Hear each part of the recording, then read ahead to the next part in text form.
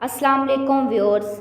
Drama serial इश्क तमाशा की अगली एपिसोड में आप लोग देखेंगे कि वहाज सब कुछ छोड़कर हमेशा के लिए वापस जाने से पहले मिरहा से एक बार माफ़ी मांगना चाहता है।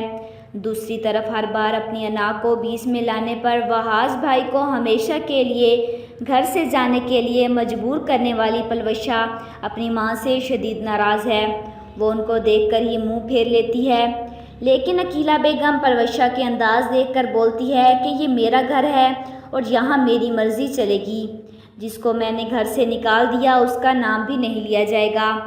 जवाब में पलवशा भी उन्हें आईना दिखाते हुए कहती है कि रिश्तों को तोड़ना, दरबदर करना, मान तोड़ना, इसके अलावा कुछ किया भी है आपने आज तक। और अकीला बेगम पलवशा की बातें सुनकर दुखी होकर अम्मा बी से कहती हैं कि मेरे बच्चे नफ़रत करते हैं मुझसे। मैं देखना चाहती हूँ कि मेरे बग़ैर मेरे बच्चे अपनी ज़िंदगी के फ़ैसले कैसे करते हैं। इधर रुशना की हालत मज़ीद बिगड़ती जा रही है और महराब के हुक्म पर उसे कमरे से बाहर आने की भी इजाज़त नहीं। वो कमरे में बैठी अपने सर दर्द पर खुद ही दवाइयों पर दवाइयाँ खा रही है।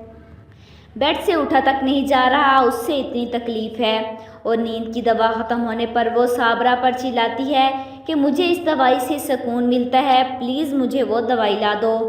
महराब मिरहा से मिलने पहुंच जाता है और मुझे लगता है कि उसे कहेगा कि मैं रुशना को छोड़कर तुम्हें अपनाना चाहता हूं। जिसके जवाब में मिरहा उसे कहती है कि आप जो भी चाहते हैं, मुझे इस बात से कोई फ़र्क नहीं पड़ता। मेरी एक बात याद रखिएगा, मुझसे कोई उम्मीद नहीं रखिए। महराब जो उसे अपने साथ लेने आया था उसका जवाब सुनकर चुप रह जाता है।